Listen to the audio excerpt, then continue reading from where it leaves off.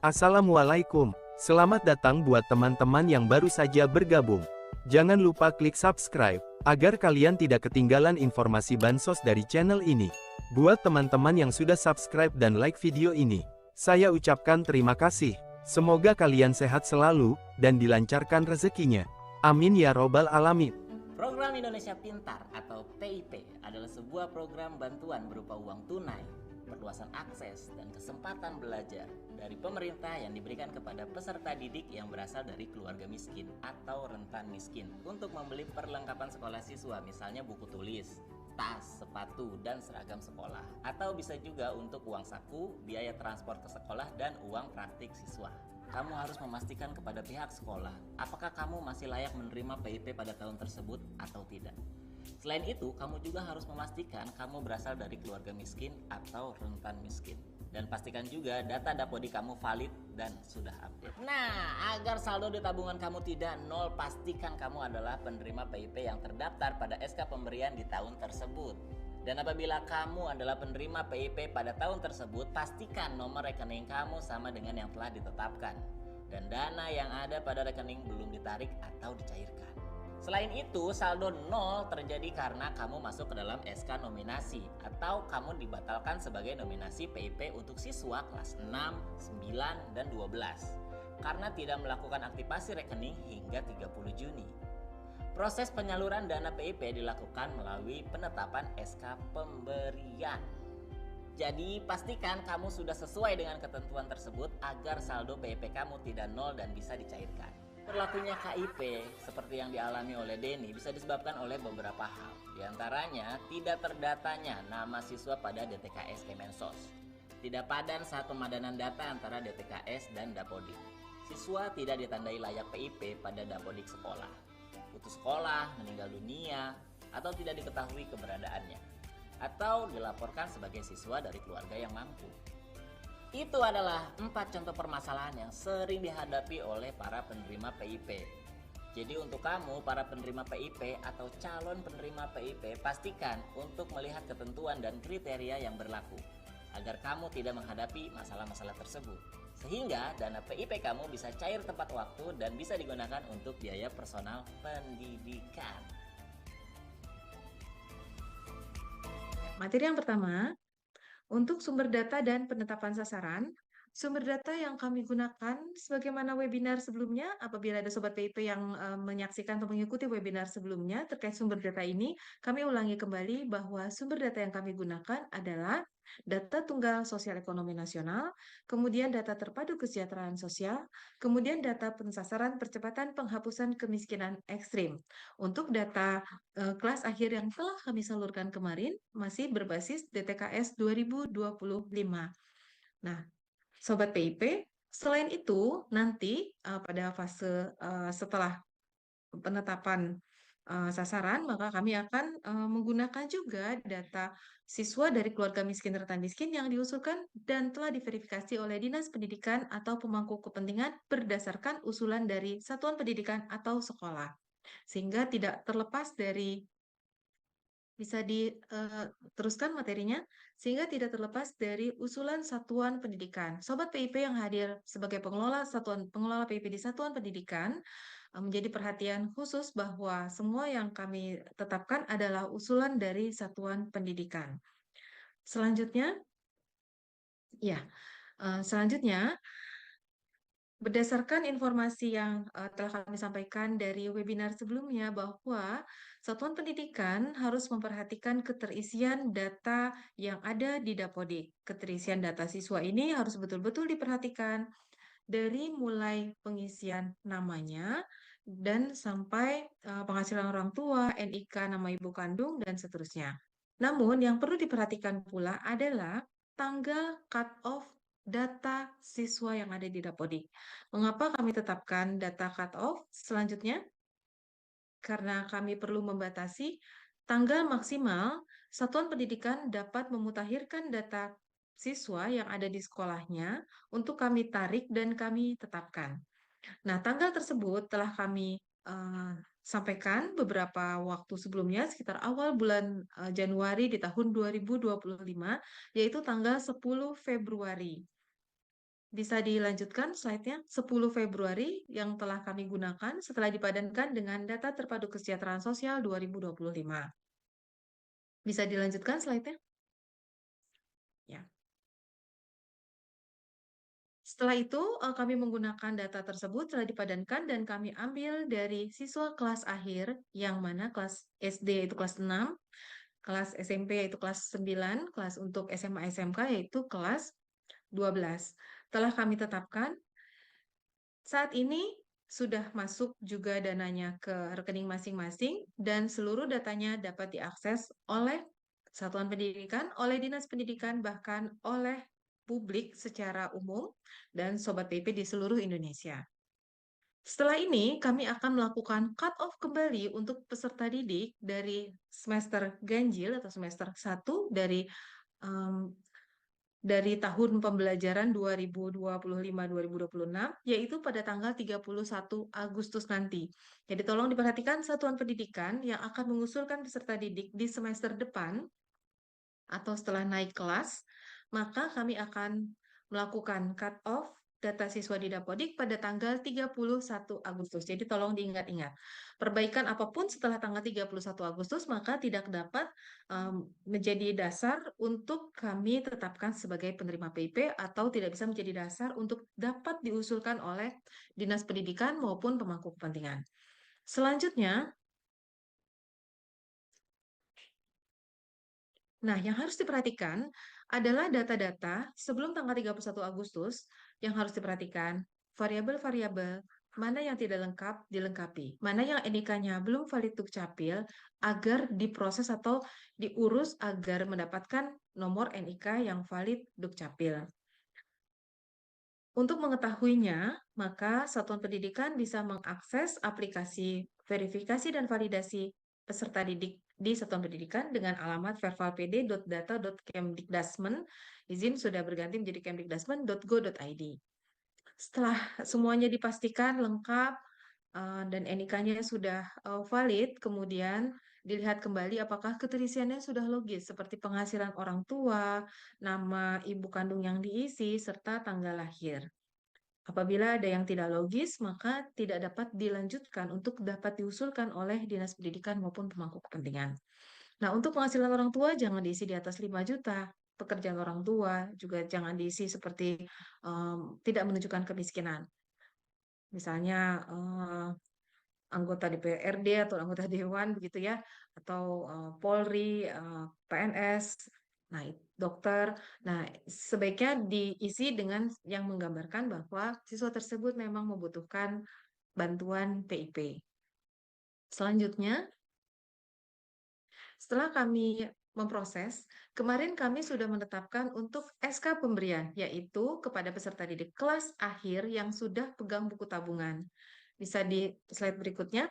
Yang sudah pegang buku tabungan, maka akan masuk dan telah kami tetapkan di SK pemberian. Dan dananya pun sudah ditransfer ke rekening masing-masing. Jadi peserta didik, Sobat PIP yang merasa kelas akhir, bisa cek di si pintar kami dengan masukkan NIK dan NISN untuk mengetahui apakah mendapatkan dana PIP. Kalau namanya muncul, maka sudah dipastikan dananya sudah ada di rekening dan bisa ditarik.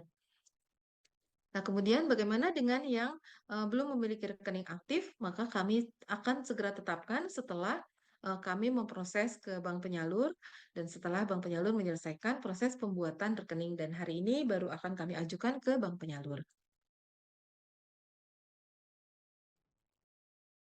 Setelah ditetapkan sebagai penerima PIPSK nominasi, maka kewajiban peserta didik adalah datang ke bank untuk mengaktifasi rekening dan kemudian menunggu sampai dengan bulan Juli kami tetapkan, bulan Juni kami tetapkan masuk ke dalam SK pemberian. Hanya yang sudah masuk ke dalam SK pemberian saja yang kami transfer dananya. Selanjutnya,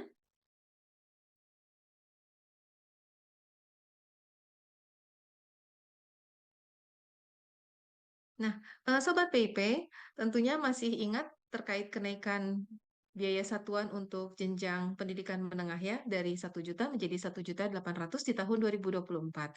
Dan di tahun 2025 ini kami kembali menyalurkan per siswanya dengan besaran 1.800.000 hanya untuk jenjang pendidikan menengah SMA dan SMK saja mengalami kenaikan. Sementara untuk jenjang SD dan SMP masih sama, yaitu 450.000 dan SMP 750.000. Tapi mohon diingat, Sobat PIP yang kelas akhir yang saat ini sudah disalurkan dananya, artinya hanya mendapatkan setengahnya, bukan dipotong ya, mendapatkan setengahnya. Untuk siswa SD, kelas akhir 225.000, untuk kelas akhir SMP 375.000, dan kelas akhir SMA atau SMK 900.000 atau setengahnya dari 1.800.000. Nanti ketika naik atau melanjutkan ke jenjang berikutnya, katakanlah anak SD ini, siswa SD ini naik melanjutkan ke jenjang SMP, maka nanti ketika duduk di bangku SMP akan mendapatkan setengahnya lagi dari unit cost yang 750.000. Demikian juga ketika naik ke SMA. Jadi mohon dilanjutkan sekolahnya, jangan ditinggal atau diputus. Nah, selanjutnya adalah kami mengingatkan kepada Sobat PIP di seluruh Indonesia bahwa peruntukan dana PIP adalah untuk membantu memenuhi biaya personal pendidikan sesuai kebutuhan peserta didik. Jadi peserta didik, Sobat PIP yang harus betul-betul menjaga dana PIP ini sesuai dengan kebutuhannya masing-masing dan kapan dibutuhkan. Jadi tidak bisa dipaksa atau diminta oleh pihak-pihak yang memang tidak sesuai dengan peruntukan karena dana PIP ini memang punya Sobat PIP peserta didik yang sudah tercatat di dalam SK kami. Misalnya untuk membeli buku dan alat tulis, kalau memang belum perlu untuk membeli buku dan alat tulis, maka tidak perlu dipaksakan untuk membeli. Kemudian seragam, perlengkapan sekolah seperti sepatu, dasi, kaos kaki, topi, begitu ya, dan sisanya untuk transportasi. Peserta didik yang menentukan sendiri kapan dan apa saja yang dibutuhkan. Jadi tidak bisa pihak yang lain atau apalagi digunakan di luar dari kebutuhan ini. Selanjutnya, nah bagaimana melihat data SK yang baik yang SK pemberian maupun SK nominasi. Nah, untuk SK pemberian dapat dilihat pada menu pencarian individu siswa pada aplikasi Si Pintar dengan alamat pip.kemendikdasmen.go.id. Nanti akan tampil layar sebagiannya besarnya latarnya berwarna biru ini. Ada data penyaluran, ada pemberian nasional, ada pemberian per wilayah, ada nominasi nasional, ada nominasi per wilayah.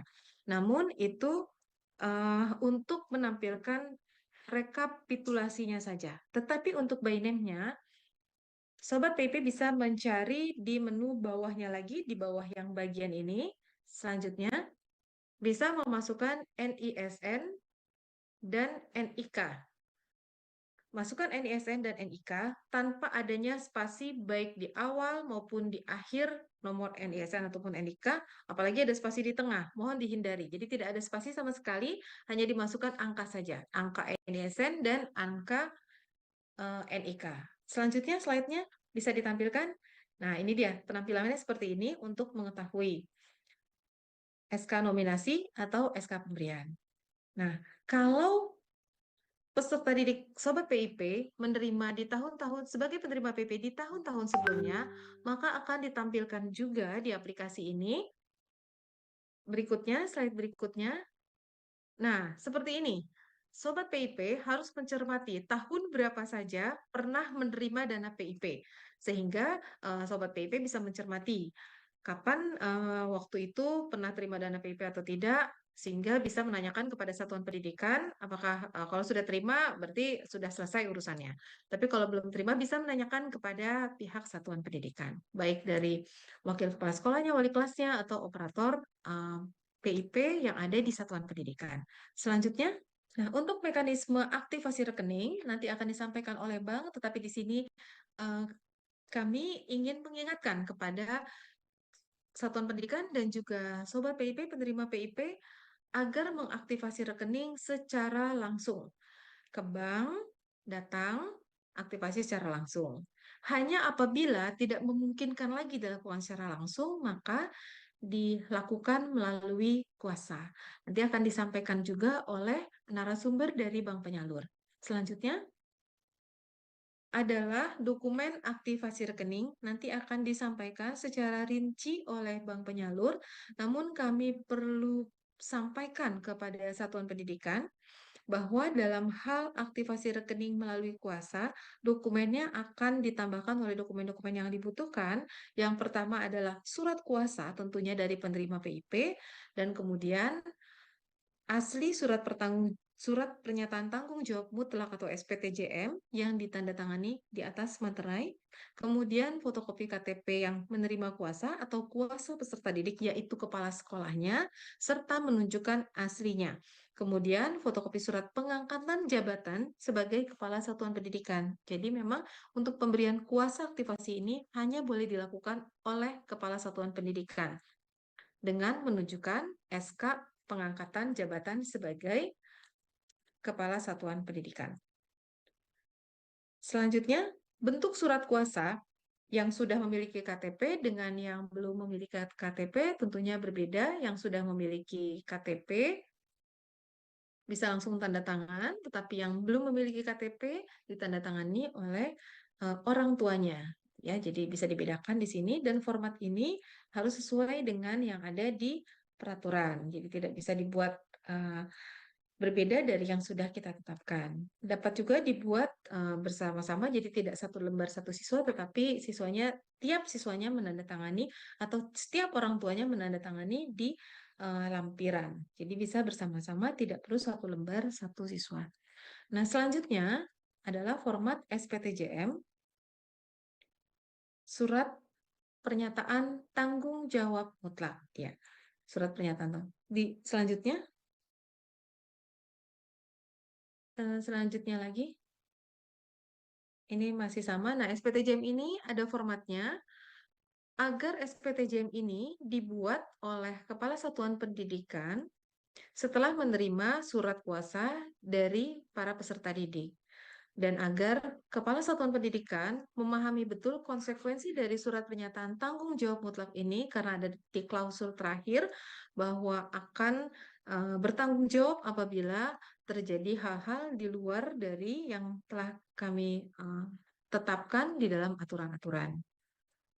Nah, penerbitan SPTJM ini adalah mutlak kewenangan dari Kepala Satuan Pendidikan. Apabila Kepala Satuan Pendidikannya tidak membuat SPTJM ini, maka tidak akan dilayani oleh bank penyalur untuk pelaksanaan aktivasi rekening melalui kuasa. Selanjutnya, penarikan dana. Penarikan dana yang saat ini Sobat PIP masuk ke dalam SK pemberian, maka sudah bisa langsung melakukan penarikan dana. Kalau sudah punya kartu debit, dapat langsung ke mesin ATM. Dapat ditanyakan juga PIN-nya apabila belum diberikan oleh satuan pendidikan, namun apabila sudah pegang PIN sendiri, selamat tinggal ditarik dananya saja dengan menggunakan PIN dan kartu debit di mesin ATM.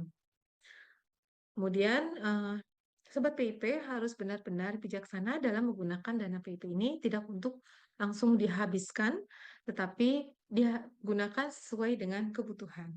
Selanjutnya adalah pengaduan-pengaduan yang dapat dilakukan oleh Sobat PIP. Jadi Sobat PIP ini diberikan kesempatan untuk mengadukan tindak pelanggaran pelaksanaan PIP, baik ke unit layanan terpadu Kemendikbudrismen dengan menghubungi 177 atau ke posko pengaduan Inspektorat Jenderal Kemendikbudrismen dengan mengunjungi websitenya posko-pengaduan.itjen.kemdikbudrismen.go.id.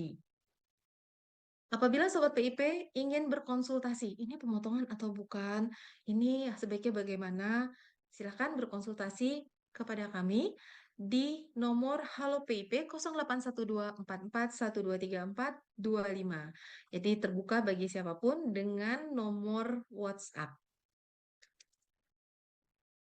Nah, bagaimana memulainya? Kita bisa berkonsultasi dengan menyebutkan nama siswanya atau kalau publik dengan NIK-nya serta uraian konsultasi agar jelas, lengkap, dan informatif untuk semua yang disampaikan pada Halo PIP. Selanjutnya, ingat ya, nomornya 081244123425. Selanjutnya, Pak Zanzain ini menanyakan kan kenapa sudah cair tetapi ditarik lagi oleh pemerintah atau dikembalikan ke kas negara. Nah, perlu diperhatikan di sini apabila cair artinya dana masuk, tetapi belum pernah diaktifasi, maka itu yang dimaksud adalah SK nominasi yang direlaksasi, sehingga masuk ke dalam SK pemberian. Memang betul dananya sudah masuk, sudah cair begitu ya dari negara, tetapi belum diaktifasi, maka akan ditarik kembali ke kas negara. Nah, ini yang kami biasanya totalkan dari seluruh Indonesia di akhir masa aktivasi rekening, yaitu kemarin tanggal 28 Februari begitu ya. Ketika 28 Februari, SK nominasi yang kami relaksasi menjadi SK pemberian sehingga kami salurkan dananya tetapi belum melakukan aktivasi rekening, yang bersangkutan belum pegang buku tabungan, maka akan ditarik ke kas negara setelah laporan dari bank per tanggal 28 Februari belum juga melakukan aktivasi rekening, maka akan ditarik kembali oleh kas negara. Demikian Pak Zanjain.